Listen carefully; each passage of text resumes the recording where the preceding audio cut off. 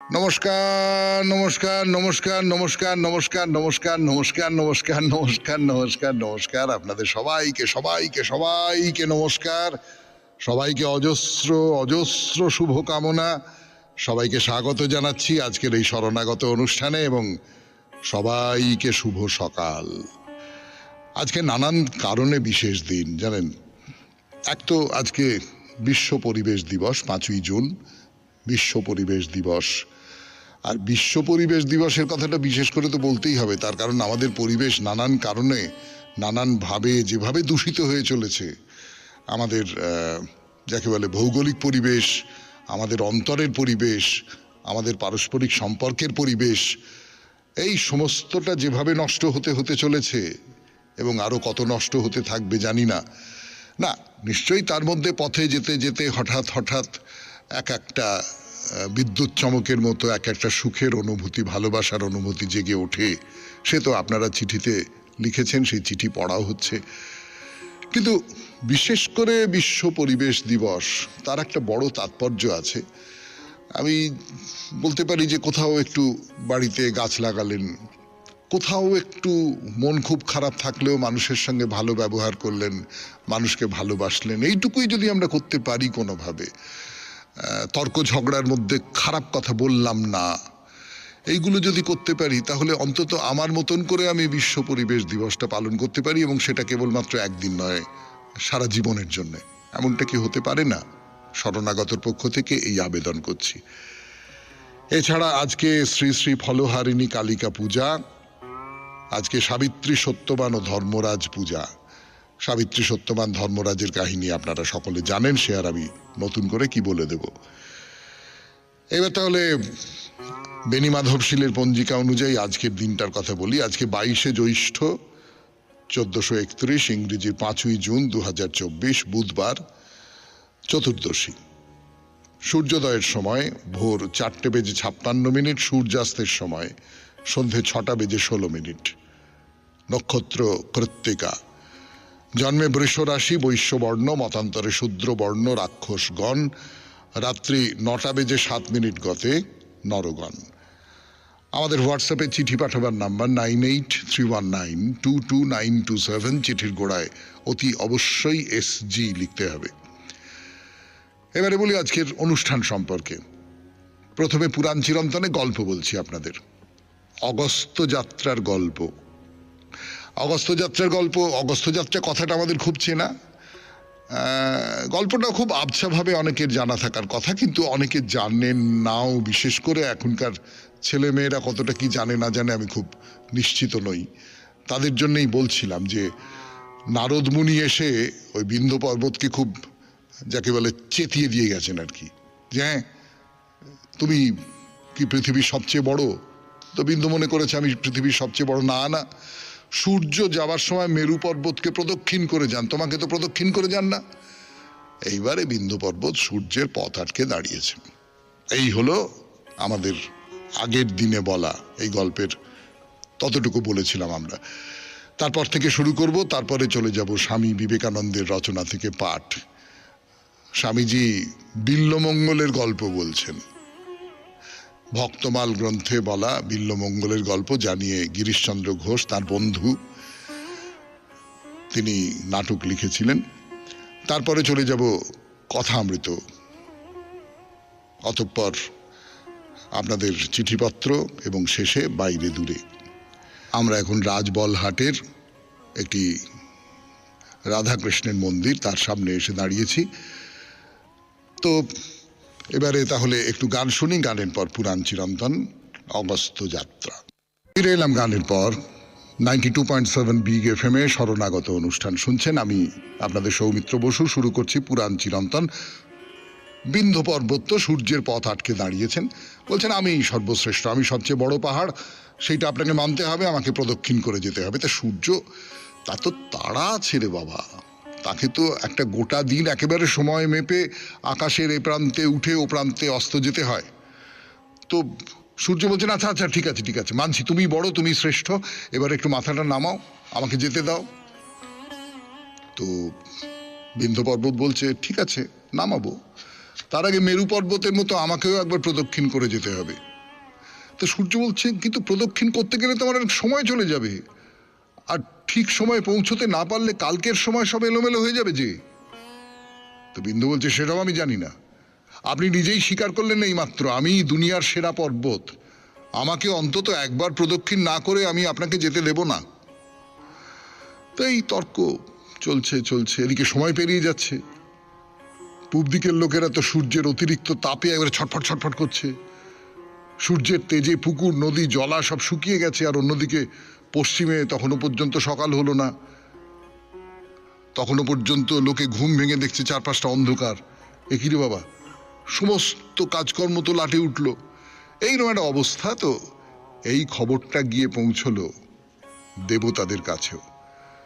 দু একজন দেবতা এলেন, বিন্ধুকে বললেন যে এটা করো না, এটা কি করছো তুমি, একেবারে যাকে বলে সময়ের ঘড়িকে তুমি আটকে দিচ্ছ এটা। তো বিন্ধু পর্বত তো খুব রেগে গেছেন, নারদ মুনির যা কুচুটে বুদ্ধি তিনি রাগিয়ে দিয়েছেন। তো বিন্ধু পর্বত তাদের অপমান করে ফেরত পাঠিয়ে দিলেন, তারা ফিরে চলে এলেন। তো দেবতাদের তখন একটা মন্ত্রণা সভা বসলো যে কি করা যায় কি করা যায়। তো সবাই মিলে বললেন যে বিন্ধু পর্বতের গুরু হচ্ছেন অগস্ত্য মুনি, এই অগস্ত্য মুনিকে খবর দেওয়া হোক, তিনি যদি কিছু করতে পারেন তাহলে তিনি করুন, এই তো আমাদের দ্বারা কিছু হচ্ছে না। তো অগস্ত্য মুনিকে খবর পাঠানো হলো, খবর পেয়েই তিনি তো এলেন দেবতাদের সভায়।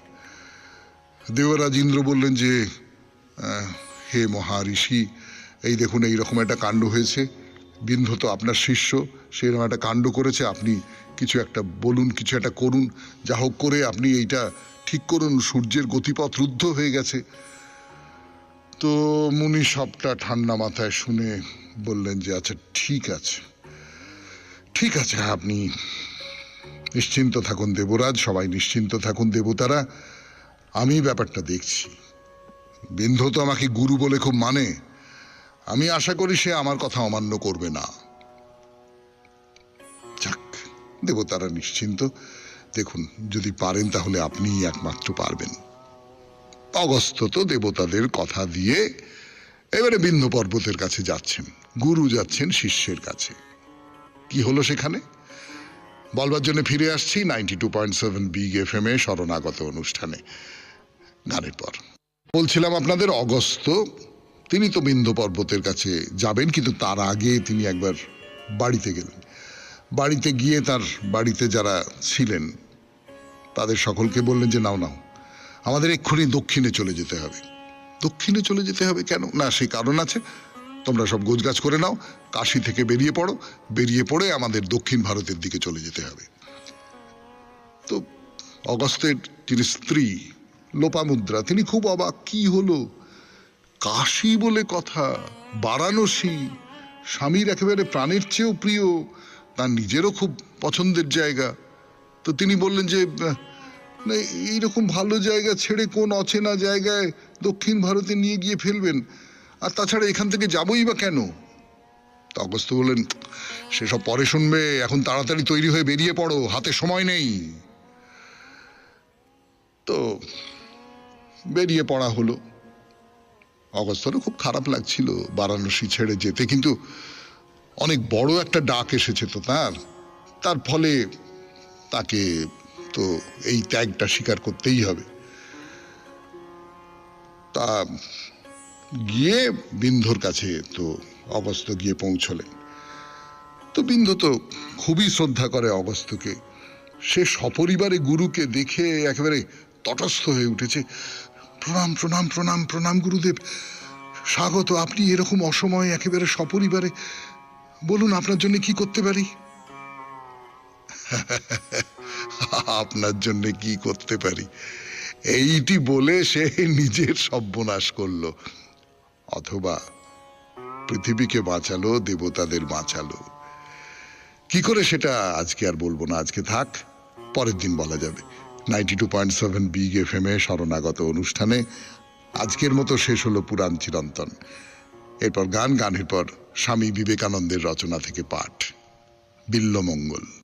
এলাম গানের পর 92.7 বিগ FM এ শরণাগত অনুষ্ঠানে স্বামী বিবেকানন্দের রচনা থেকে পাঠ, রচনা বিল্বমঙ্গল। যে রজ্জুর কথা বলা হইয়াছে উহা ছিল একটা বিষধর গোখুরা সাপ, তাহার সামান্য স্পর্শেই মৃত্যু নিশ্চিত। সাপটার মাথা ছিল একটা গর্তের মধ্যে। সাপের গর্তে প্রবেশ করার সময় যুবক দড়ি মনে করিয়া তাহার লেজটা ধরিয়াছিল। প্রেমে পাগল হইয়াই সে এই কাজ করিয়াছিল। সাপের মুখ গর্তের মধ্যে এবং দেহ বাহিরে থাকিলে যদি কেহ তাহার লেজ ধরে তবে সাপ তাহার মুখ গর্তের বাহিরে আনে না। এই জন্যই যুবক লেজ ধরিয়া প্রাচীর আরোহণ করিতে পারিয়াছিল। কিন্তু যুবক খুব জোরের সহিত লেজ টানিতে থাকায় সাপটির মৃত্যু ঘটিয়াছিল। স্ত্রীলোকটি জিজ্ঞাসা করিল, কাষ্ঠখণ্ডটি কোথা পেলে? উত্তর হইল, কেন? নদীতে ভেসে আসছিল। বস্তুত উহা ছিল একটি গলিত শব। নদী স্রোতে ভাসিয়া যাইবার সময় কাষ্ঠখণ্ড মনে করিয়া যুবক উহা ধরিয়াছিল। এখন বুঝা গেল তাহার দেহে কেন ওই দুর্গন্ধ। মেয়েটি যুবকের দিকে চাহিয়া বলিল, প্রেমে আমার কখনো বিশ্বাস ছিল না, আমরা কখনো প্রেমে বিশ্বাস করি না, কিন্তু এ যদি প্রেম না হয় তবে ভগবান রক্ষা করুন। প্রেম কি তা আমরা জানি না, কিন্তু বন্ধু, আমার মতন একজন নারীকে তুমি হৃদয় দান করলে কেন? কেন তোমার হৃদয় ভগবানকে উৎসর্গ করলে না? এরূপ করলে তুমি সিদ্ধি লাভ করবে। এই কথায় যুবকের মাথায় যেন বজ্রাঘাত হইল। ক্ষণেকের জন্য তাহার অন্তর্দৃষ্টি খুলিয়া গেল। ভগবান কি আছেন? হ্যাঁ হ্যাঁ বন্ধু, আছেন বই কি। যুবক সেই স্থান ত্যাগ করিল এবং চলিতে চলিতে এক অরণ্যে প্রবেশ করিয়া সেখানে শাস্ত্র নয়নে ঈশ্বরের নিকট প্রার্থনা করিল, প্রভু, আমি তোমাকে চাই। আমার এ প্রেম প্রবাহ ক্ষুদ্র মানব হৃদয় ধরে না। আমি সেই প্রেমের সাগরকে ভালোবাসিতে চাই যেখানে আমার প্রেমের এই প্রবল প্রবাহিনী গিয়া মিশিতে পারে। আমার প্রেমের এই বেগবতী নদী তো আর ক্ষুদ্র জলাশয়ে প্রবেশ করিতে পারে না, ইহা চায় অনন্ত সাগর। প্রভু, তুমি যেখানেই থাকো আমার কাছে এসো। এইভাবে বহু বৎসর বনে কাটাইয়া তাহার মনে হইল সে সিদ্ধি লাভ করিয়াছে। সন্ন্যাস গ্রহণ করিয়া সে শহরে আসিল। একদিন সে নদী তীরে একটি স্নানের ঘাটে বসিয়াছিল। এমন সময় ওই শহরের এক বণিকের সুন্দরী যুবতী পত্নী পরিচারিকা সহ সেই স্থান দিয়া চলিয়া গেল। বৃদ্ধের সেই পুরাতন ভাবটি আবার জাগিয়া উঠিল। সুন্দরীর সুন্দর মুখখানি তাহাকে আবার আকর্ষণ করিল। যোগী নির্নিমেষ নয়নে তাহার দিকে চাহিয়া দাঁড়াইল এবং যুবতীকে তাহার গৃহ পর্যন্ত অনুসরণ করিল। মুহূর্ত মধ্যে যুবতীর স্বামী আসিয়া উপস্থিত হইল এবং গৈরিকধারী সন্ন্যাসীকে দেখিয়া বলিল, মহারাজ, ভিতরে আসুন, আমি আপনার জন্য কি করিতে পারি? যোগী উত্তর করিলেন, আমি আপনার নিকটে একটি ভয়ানক বস্তুর প্রার্থী। মহারাজ, যে কোনো বস্তু চাইতে পারেন, আমি গৃহস্থ, যে যা চায় আমি তাকে তাই দিতে প্রস্তুত। সন্ন্যাসী বলিলেন, আমি আপনার পত্নীর সঙ্গে দেখা করতে চাই। গৃহস্থ বলিল, হা ভগবান, এ কি? আমি তো পবিত্র, আমার স্ত্রীও পবিত্র, প্রভু সকলের রক্ষক। মহারাজ স্বাগতম, ভেতরে আসুন। সন্ন্যাসী ভিতরে আসিতেই গৃহস্বামী স্ত্রীর নিকট তাহার পরিচয় দিল। স্ত্রী জিজ্ঞাসা করিলেন, আমি আপনার জন্য কি করতে পারি? সন্ন্যাসী তাহার দিকে এক দৃষ্টে চাহিয়া বলিয়া উঠিলেন, মা, আপনার চুল থেকে দুটো কাঁটা আমাকে দিবেন কি? এই নিন। সন্ন্যাসী সেই কাঁটা দুটি নিজের দুই চোখে সজোরে বিঁধিয়া দিয়া বলিলেন, দূর হ, দুর্বৃত্ত নয়ন যুগল, এখন থেকে তোরা আর সম্ভোগ করতে পারবি না। যদি দেখতেই চাস তবে অন্তশ্চক্ষু দিয়ে দেখ সেই ব্রজের রাখালকে। এখন অন্তশ্চক্ষুই তো সর্বস্ব। এইভাবে সন্ন্যাসী পুনরায় বনে ফিরিয়া গেলেন এবং আবার দিনের পর দিন ভগবানের কাছে কাঁদিতে লাগিলেন। তাহার মধ্যে প্রেমের যে উদ্দাম প্রবাহ বহিতেছিল তাহাই সত্য লাভের জন্য সংগ্রাম করিতে লাগিল। পরিশেষে তিনি সিদ্ধি লাভ করিলেন। তাহার হৃদয়রূপ প্রেম প্রবাহিনীর গতি ঠিক পথে পরিচালিত হইয়া তাহাকে রাখাল রাজের নিকট পৌঁছাইয়া দিল।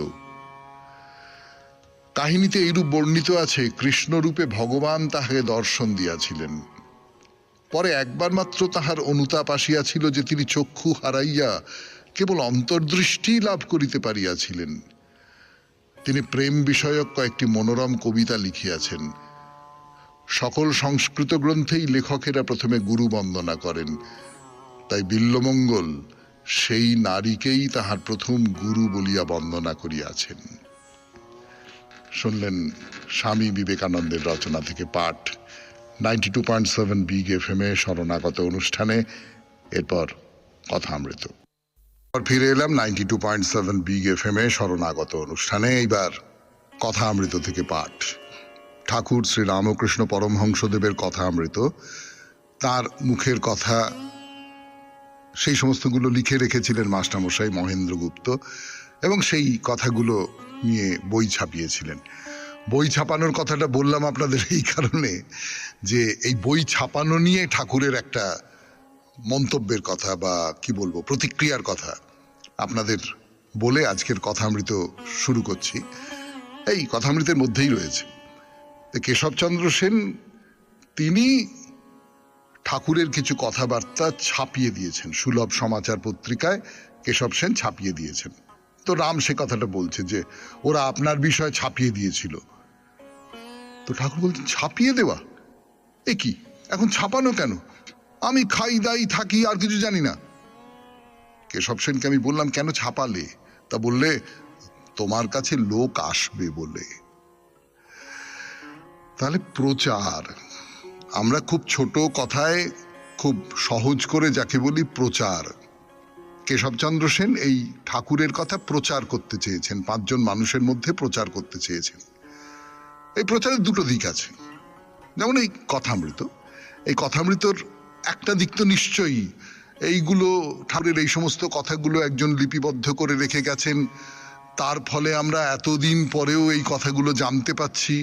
আমাদের জীবনের অনেকগুলো অন্ধকার প্রকোষ্ঠে আলো পড়ছে, আমাদের অনেকগুলো বন্ধ করে দেওয়া ঘর সেই তার দরজা খুলে যাচ্ছে। এরকম তো হচ্ছে, সত্যি হচ্ছে। আপনারা চিঠিপত্রেও বলেন, আপনারা আমি তো শরণাগত সৌমিত্র পরিবার বলে যে হোয়াটসঅ্যাপ গ্রুপটা আছে তাতেও বলা হয়।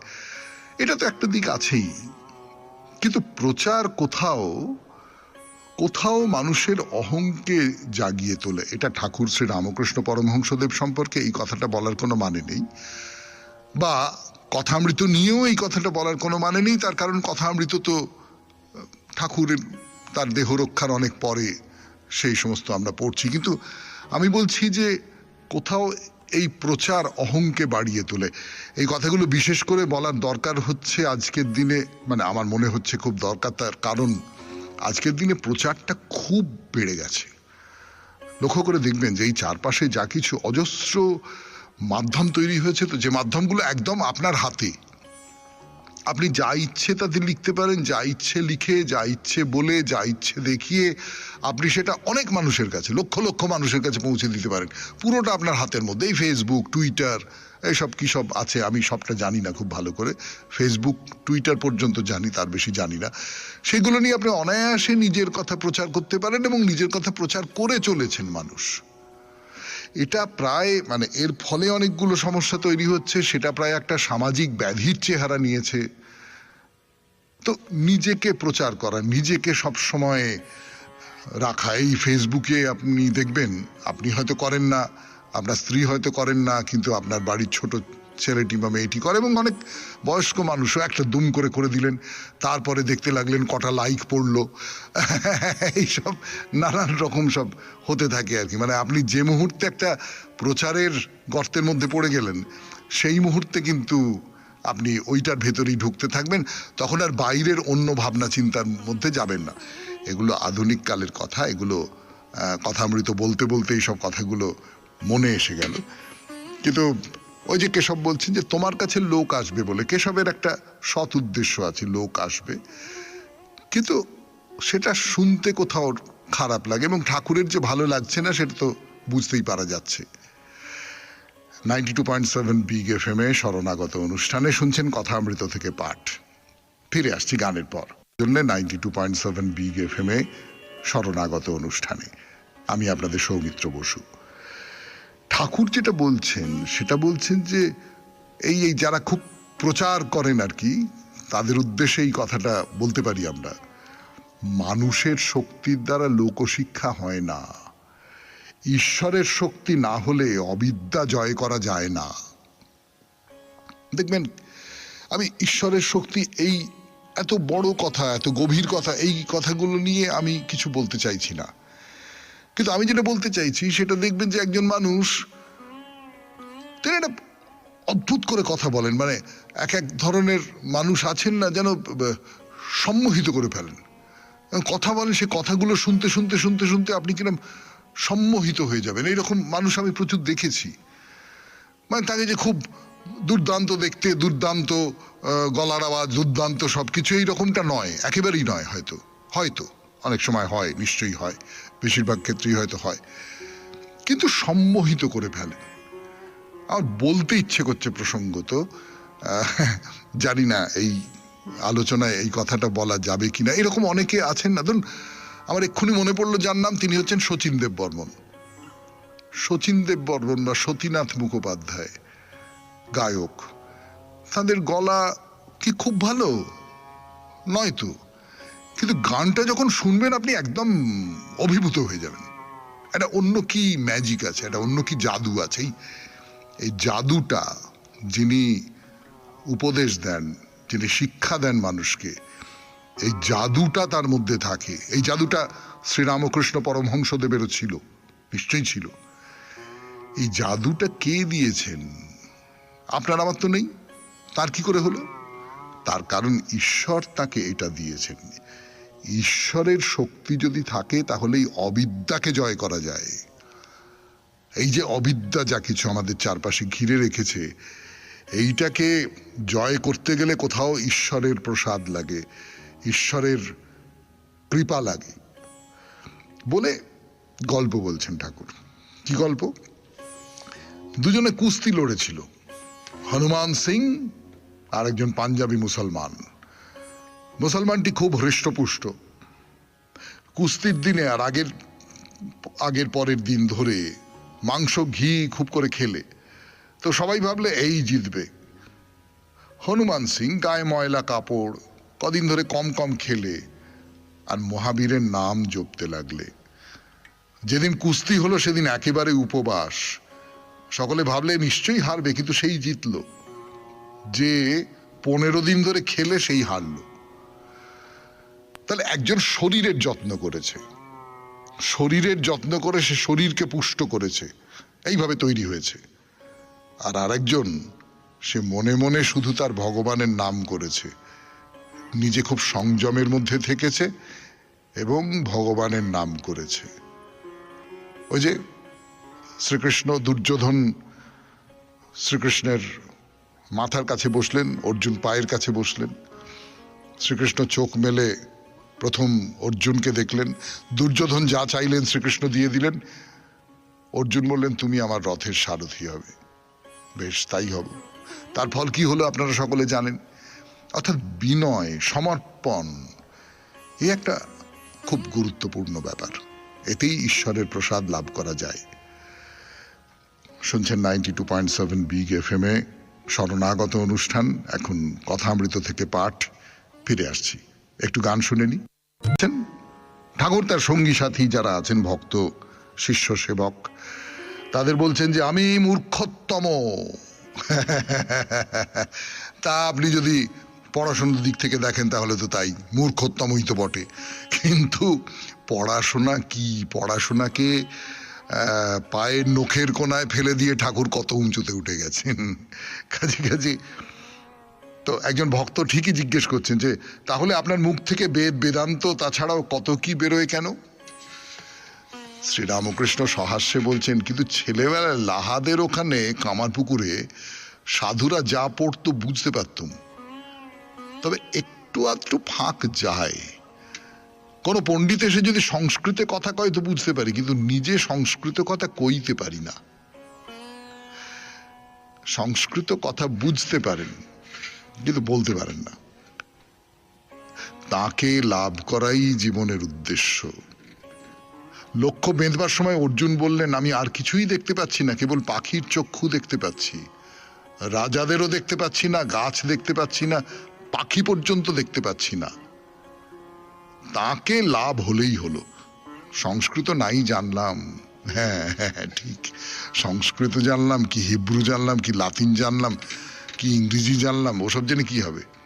তাকে জানতে পারলুম কিনা সেইটা হচ্ছে আসল। তাকে যদি জানা হয় তাহলে সবকিছু জানা হয়, সবকিছু জানার অতীতে চলে যাওয়া যায়। তাকে জানার ক্ষেত্রে বাধাটা কোথায়? বাধা নেই। তার কৃপা পণ্ডিত মূর্খ সকল ছেলেরই উপর, যে তাকে পাবার জন্য ব্যাকুল হয়। বাপের সকলের ওপর সমান স্নেহ। হ্যাঁ, তার মানে তিনি কৃপা দেবার জন্য অপেক্ষা করে আছেন। কিন্তু ওই ঠাকুরের খুব পুরনো গল্প এটা, যে মা ছেলেকে খেলনা টেলনা দিয়ে বসিয়ে রেখে দিয়েছে এক জায়গায়, গিয়ে ঘর কন্যার কাজকর্ম করছে, কি বন্ধু বান্ধবরা এসে তাদের সঙ্গে গল্প করছে, এই করছে সেই করছে, ছেলে খেলনা নিয়ে ভুলে আছে। এইবারে যেই ছেলের মায়ের কথা মনে পড়েছে, ছেলে কাঁদতে আরম্ভ করেছে, করে চিৎকার করে কাঁদতে আরম্ভ করেছে, অমনি মায়ের টনক নড়েছে। গৃহকাজ ছেড়ে রেখে বা বান্ধবীদের বলা, ভাই একটু আসছি ভাই, এই দেখ না, কাঁদতে আরম্ভ করেছে বলে সে ছেলেকে কোলে তুলে নিয়েছে। আমরা যদি ব্যাকুল ভাবে ডাকি, ব্যাকুল হয়ে ডাকবো, এখন ছেলে যখন কাঁদছে তখন কি সে জানে যে মা সত্যি সত্যি ধারে পাশে আছে কিনা? আমরাও তেমনি তো জানি না সত্যি সত্যি তিনি আমার ধারে পাশে আছেন কিনা। কিন্তু যদি কাঁদি তাহলে তিনি আসবেন, তিনি কোলে তুলে নেবেন। এই হলো বিশ্বাস। আর এই বিশ্বাস থেকে যে ব্যাকুলতা, সেই ব্যাকুলতাই তার কৃপা টেনে আনে। শেষ হলো আজকের কথামৃত থেকে পাঠ 92.7 বিগ এফএম এ শরণাগত অনুষ্ঠানে। এরপর আপনাদের চিঠিপত্র। ফিরে আসছি গানের পর। কুমার বর্মন মল্লিকপুর ঘোষপাড়া থেকে লিখেছেন আজকের চিঠিটি। পথে যেতে যেতে তার বিষয়, কিন্তু আসলে সেটা, হ্যাঁ, পথে যেতে যেতে মধ্যে তো হতেই পারে, সেটা একটা ভ্রমণ কাহিনী। শোনাই সেই ভ্রমণ কাহিনী মুকুল বর্মন তার বয়ানে 92.7 বিগ এফএম এ শরণাগত অনুষ্ঠান শুনছেন আপনারা। জীবনে চলার পথে অনেকের সঙ্গেই আলাপ ও বন্ধুত্ব হয়েছে, তবে চাকুরি জীবনের শেষের দিকে অফিস যাওয়ার পথে 9:24 বারুইপুর লোকালের 5-6 জন সহযাত্রীর কথা আজও মনে পড়ে। সমরেশ দা, কৌশিক দা, স্বপন দা বোস, স্বপন দা ব্যানার্জি, মৃগাঙ্ক দা, বিশ্বজিৎ দা ও মাস্টার তথাগত। তথাগত ছিল বিশ্বজিৎ দার পুত্র, যে তখন সংস্কৃত কলেজিয়েট স্কুলের 7ম শ্রেণীর ছাত্র। আমাদের মধ্যে কত গল্প আলোচনা হাসি ঠাট্টা হতো। কখন যে শিয়ালদহ চলে আসতো টেরই পেতাম না। নেমে যে যার অফিস, আবার পরের দিনের অপেক্ষা।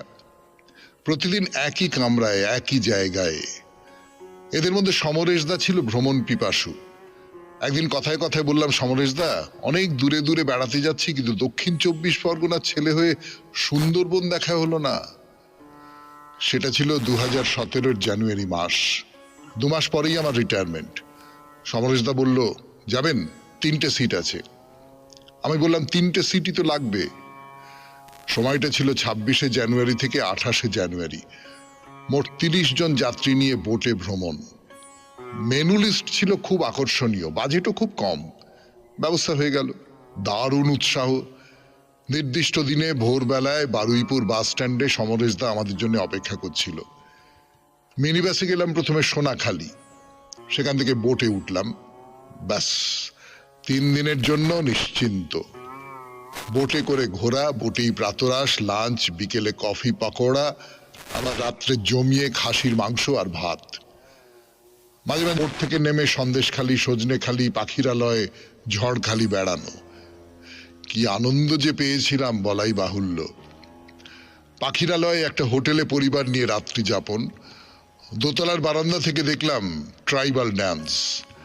সকালে উঠে পেলাম টাটকা খেজুরের রস। যেন প্রকৃতি সব সাজিয়েই রেখেছে যা যা ভালোবাসি। তবে হরিণ আর নদীর পাড়ে সকালের রোদে শুয়ে থাকা কুমির ছাড়া বন্য পশু চোখে পড়েনি। আরো অনেক কথা লেখার ছিল, কিন্তু সময় অভাবে বেশি লিখতে পারলাম না। অনেকদিন পর লিখতে ইচ্ছে করলো। তাই চলার সাথী সমরেশদার মাধ্যমে সুন্দরবন ভ্রমণ কাহিনী লিখেই ফেললাম। শুভেচ্ছা ও নমস্কারান্তে, মুকুল কুমার বর্মন, মল্লিকপুর, ঘোষপাড়া। হ্যাঁ, সুন্দরবন কিন্তু সত্যি সত্যি সুন্দরবন তো ভারী সুন্দর, ভারী চমৎকার। আপনারা কোনো জন্তু জানোয়ার দেখেননি সে নাই বা দেখলেন। সুন্দরবনে সবাই জন্তু জানোয়ার দেখবার জন্য যায়, কিন্তু সুন্দরবন দেখারই তো একটা আলাদা আনন্দ আছে। এই যে আপনি বলছেন বোটে চড়ে ঘুরে বেড়ানো, চারপাশের গাছপালা, অজস্র নদী, একেবারে শিরা উপশিরার মতন নদী, এখান থেকে ওখানে চলে যাচ্ছেন, ওখান থেকে ওখানে চলে যাচ্ছেন, এবং মাঝিদের মুখে এই বাঘের নানান রকম গল্প শোনা, সেও তো একটা খুব রোমাঞ্চকর অভিজ্ঞতা। আপনাকে অনেক ধন্যবাদ মুকুলবাবু। তাহলে শেষ করলাম আজকের মতো চিঠিপত্র। এরপর বাইরে দূরে 92.7 বিগ FM এ শরণাগত অনুষ্ঠানে, আর মাঝখানে অবশ্যই গান। বাইরে দূরে 92.7 বিগ FM শুনছেন শরণাগত। রাজবলহাটের রাজবল্লভী মন্দির দেখা শেষ করেছি বটে, তবে অন্য কোথাও যায়নি, ওই রাজবলহাটেই আছি এখনো। দেখতে এসেছি ওই রাজবল্লভী দেবীর মন্দিরের থেকে খুব বেশি দূরে নয়, রাজবলহাট বাজারের কাছে শিলপাড়া, আর তার প্রায় ঢিল ছোঁড়া দূরত্বে ঘটকদের প্রতিষ্ঠিত দুটি রাধাকৃষ্ণের মন্দির। দেখতে যাওয়ার পথে রাস্তায় একটা দিঘি পড়বে, জানেন, বিশাল দিঘি, বিশাল, বড় রাস্তার উপর। একটু দাঁড়িয়েই যাই এখানে, না তার একটা কারণ আছে। শোনা যায় এই দিঘির জলেই নাকি একদা দেবী রাজবল্লভীর শাখা পরা দুটি হাত ভেসে উঠেছিল। তো পাড়ে দাঁড়িয়ে আপনার চোখ তো চলে যাবে এই দিঘির মাঝখানে কিংবা ধারের জলে। ঠিক কোথায় কোথায় ভেসে উঠেছিল সেই দুটি হাত, এ প্রশ্নের সমাধান নেই। তাই এবার শিলপাড়ার দিকে যাত্রা। আপাতত শিলেদের প্রতিষ্ঠিত মন্দিরটি দর্শন করছি আমরা, নাম শ্রীধর দামোদর মন্দির। আগের দিন তো বলেছি অসাধারণ সব টেরাকোটার কাজ ছিল মন্দিরের গায়ে। হ্যাঁ, বুঝে শুনেই ছিল বলেছি, তার কারণ সেই কাজের খানিকটা অংশ নষ্ট করে দেওয়া গেছে। আমাদের সচেতনতার অভাবে এই টেরাকোটার কাজের ওপর কোনো অত্যুৎসাহী শিল্প রসিক অন্য রং চাপিয়েছেন, সাদা রং চাপিয়েছেন। তার ফলে এই 400 বছরের প্রাচীন মন্দিরের প্রাচীন কারুকাজ যে কি কুৎসিত একটা চেহারা নিয়েছে, তা যত না দেখা যায় ততই শান্তি। এদের কে বলে দেবে যে সব জায়গায় নিজেদের রুচি আর কালমিতি দেখাতে নেই? সে যাই হোক, তবু মরা হাতি সোয়া লাখ বলে না, এখনো যে টেরাকোটার কাজ আপনার সামনে আছে তা দেখে মুগ্ধ না হয়ে আপনি পারবেন না। শুনছেন বাইরে দূরে 92.7 বিগ FM এর শরণাগত অনুষ্ঠানে। আমি আপনাদের সৌমিত্র বসু বলছি রাজবলহাটের শ্রীধর দামোদর মন্দিরের কথা। গানের পর ফিরে এলাম, একেবারে মন্দিরের সামনে দাঁড়িয়ে আছি আমরা। এই সেই মন্দির। মনে রাখবেন, এই মন্দির কিন্তু জনগণের সম্পত্তি নয়। এখানে যে দেবতা আছেন, যিনি শালগ্রাম শিলারূপে পূজিত হন, তিনি কিন্তু ওই শিলেদের গৃহদেবতা। শিলেরাই এর পূজার ব্যবস্থা করেন। মন্দিরে ঢোকবার 3টে পথ, 3টে খিলান, এবং ওই যা বলছিলাম একটু আগে, আপনার খুব রাগ হবে দেখে যে 3টে খিলানের টেরাকোটার কাজগুলো মুছে ফেলে সেখানে ফ্যাটফ্যাটে সাদা রং লাগিয়ে দেওয়া হয়েছে। কোন বুদ্ধিতে তা কে জানে। হ্যাঁ, যাই হোক, শালগ্রাম শিলা তো আছেন, পাশেই আছেন ওই শিলেদের প্রতিষ্ঠিত রাধাকৃষ্ণের মন্দির। বেশ অনেকটা জায়গা জুড়ে আছে এই মন্দির, মানে মন্দির চত্বরটা। মন্দিরের আকার যদিও খুব বড় নয়, বড় একটা নাট দালান আছে, দর্শনার্থীরা যাতে একটু বসে নিতে পারেন। বেশ বড় এই নাট দালান, একেবারে সাদা চুনকাম করা, পায়ের তলায় মোজাইকের মেঝে, আধুনিক কোনো বড় হল ঘরের মতো। মানে পাশের প্রাচীন দেবালয়ের সঙ্গে তার কোনো মিল পাওয়া যাবে না। নিশ্চয়ই এইসব বাড়তি ইমারত তৈরি হয়েছে অনেক পরে, মূল মন্দিরের সঙ্গে এরা ছিল না। তো সে ঘরের শেষে একটি বেদি, তার উপরে প্রতিষ্ঠিত আছেন রাধা কৃষ্ণ। রাধা এবং কৃষ্ণের আকার ছোট। সত্যি বলতে কি, রাধা কৃষ্ণের খুব বড় মাপের মূর্তি আমি দেখেছি বলে তো মনে হচ্ছে না। দেবতার বেদিটি খুব সুন্দর করে সাজানো, নীল রঙের বেদি, তাতে আলপনা দেওয়া, ওপরে রঙিন কাগজের ফুল দিয়ে সাজানো। তার মাঝখানে বিরাজ করছেন রাধা এবং কৃষ্ণ। এখানে কৃষ্ণের গায়ের রং কিন্তু সাদা, মানে ফর্সা। তার তুলনায় বরং শ্রী রাধিকার গাত্রবর্ণ একটু মলিন বলে মনে হলো। শ্রীকৃষ্ণ বাঁশি বাজাচ্ছেন আর শ্রী রাধিকা তাঁর গায়ে সামান্য হেলান দিয়ে শুনছেন। এই পর্যন্তই আজকে শরণাগত অনুষ্ঠান 92.7 বিগ FM এ। আমাদের হোয়াটসঅ্যাপে চিঠি পাঠাবার নাম্বার 9831922927। চিঠির গোড়ায় অতি অবশ্যই SG লিখতে হবে। আর শেষ হয়েও যেমন শেষ হয় না, তেমনি করে বাইরে দূরের পরে আরো একটা ছোট্ট অনুষ্ঠান আছে, রবীন্দ্রনাথের কবিতা পড়ে শোনাই। হে অচেনা, মোর মুষ্টি ছাড়াবি কি করে, যতক্ষণ চিনি নাই তোরে। কোন অন্ধক্ষণে বিজড়িত তন্দ্রা জাগরণে, রাত্রি যবে সবে হয় ভোর, মুখ দেখিলাম তোর। চক্ষু পরে চক্ষু রাখি শুধালেম, কোথা সঙ্গোপনে আছো আত্মবিস্মৃতির কোণে। তোর সাথে চেনা সহজে হবে না, কানে কানে মৃদুকণ্ঠে নয়, করে নেব জয় সংশয় কুণ্ঠিত তোর বাণী।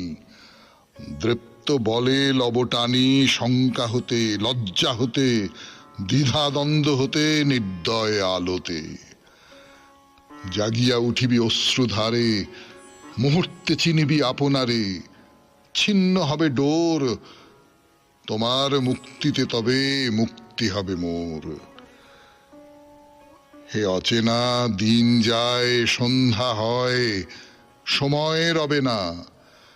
মহা আকস্মিক বাধা বন্ধ ছিন্ন করি দিক, তোমারে চেনার অগ্নি দীপ্ত শিখা উঠুক উজ্জ্বলি, দিব তাহে জীবন অঞ্জলি। খুব ভালো থাকবেন, আনন্দে থাকবেন।